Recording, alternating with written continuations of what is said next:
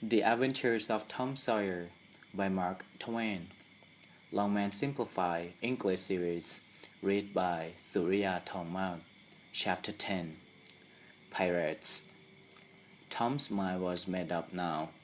He was gloomy and desperate. He was a lonely, friendless boy. He thought when they found out what they had driven him to, perhaps they would be sorry. Nothing would please them but to get rid of him. Let it be so, and let them blame him for the result. Yet, they had forced him to it at last. He would lead a life of crime. There was no choice. By this time he was far away from school, and the bell for lessons came friendly to his ear. The tears came into his eyes as he thought that he would never hear that old familiar sound again. Just at this point, he met his best friend, Joe Harper, who had evidently a great and mournful purpose in his heart. Tom, wiping his eyes with his sleeve, began to mourn something about his determination to escape from lack of sympathy at home by wandering into the great world, never to return. He ended by hoping that Joe would not forget him. But it appeared that Joe had also made up his mind to run away from home. He had been searching for Tom to give him this important piece of information. His mother had whipped him for drinking some cream, which he had not tasted and which he knew nothing about. It was plain that she was tired of him and wished him to go. As the two boys walked sorrowing along, they swore to stand by each other and to be brothers till death relieved them of their troubles.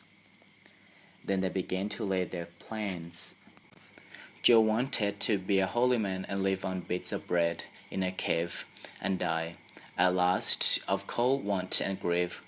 But after listening to Tom, he agreed that there were some outstanding advantages about a life of crime, and so he consented to be a pirate.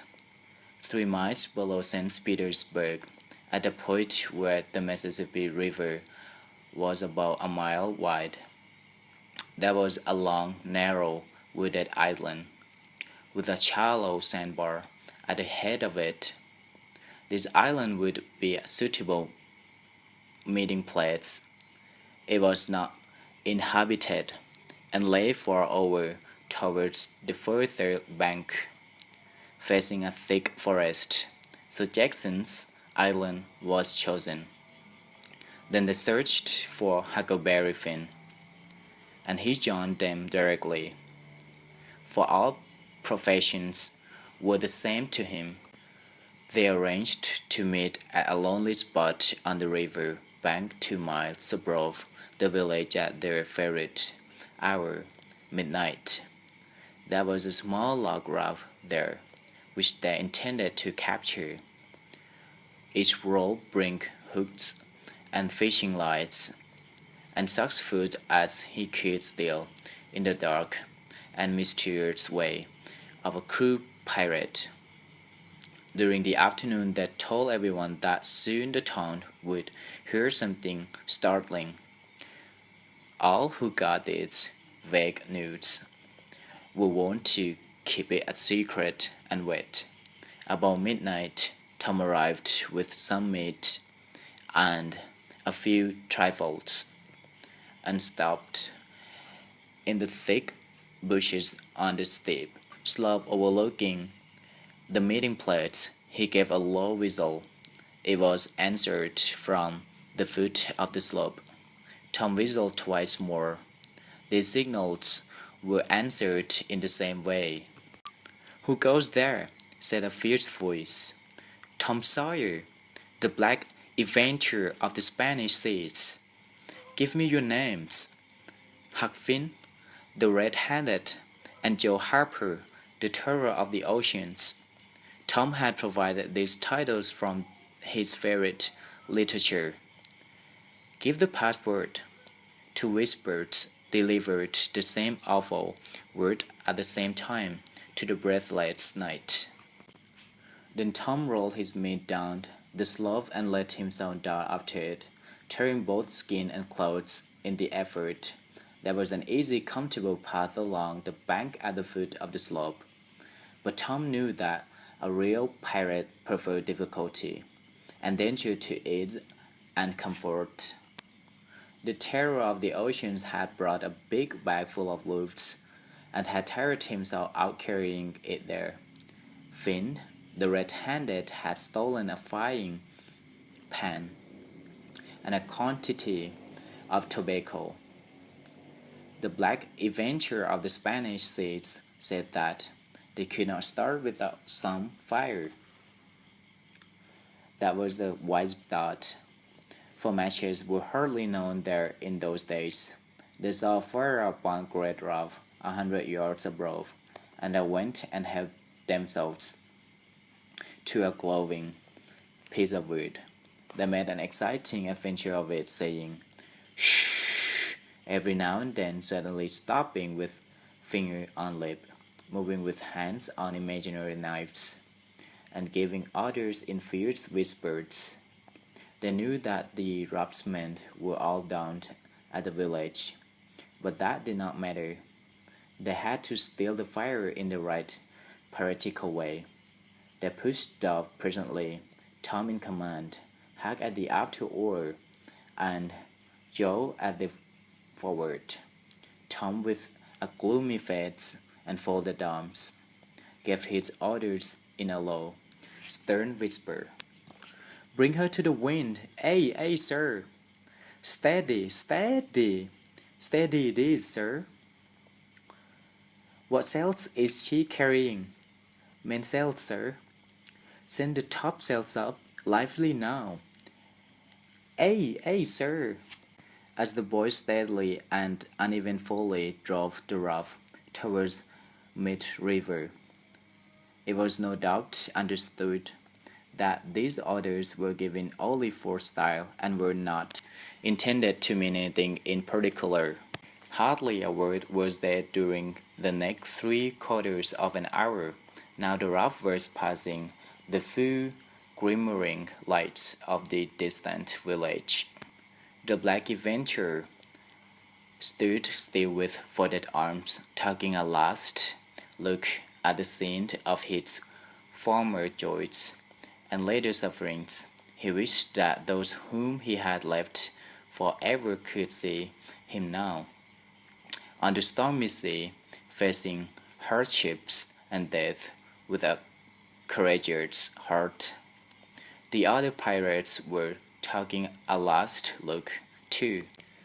They looked so long that they nearly floated past the island, but they discovered the danger in time, and at about 2 o'clock in the morning the raft stuck on the sandbar.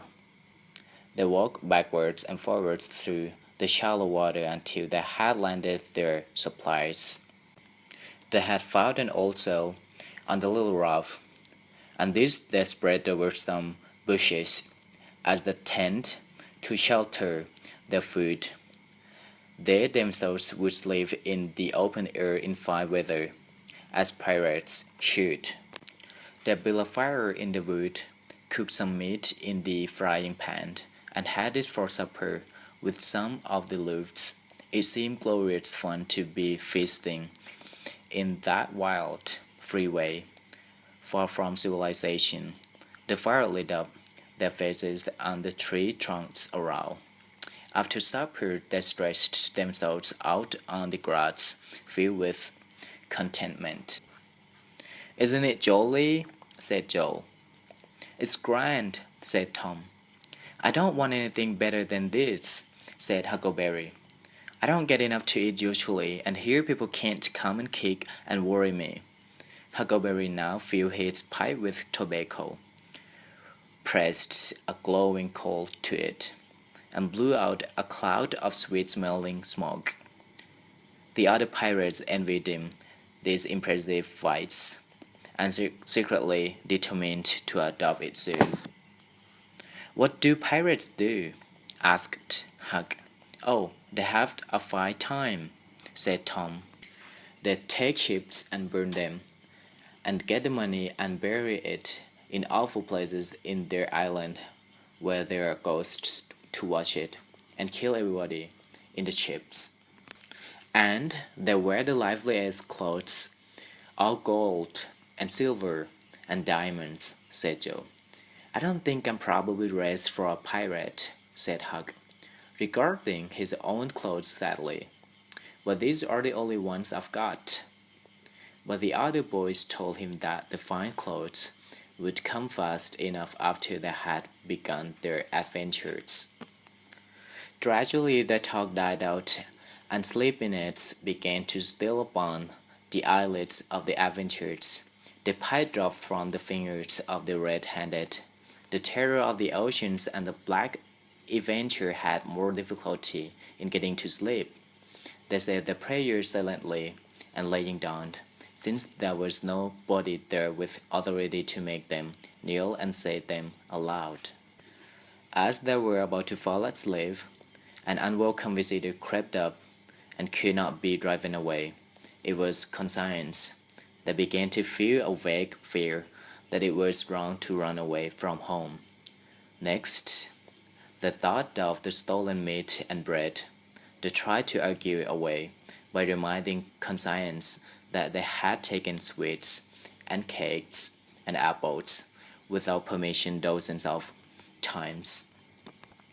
In the end, they were forced to admit that running off with cakes was only talking, while running off with meat and loaves of bread was plain, simple stealing, and that was a command against that in the Bible. So, in their hearts, they resolved that as long as they were pirates, they would have nothing to do with the crime of stealing.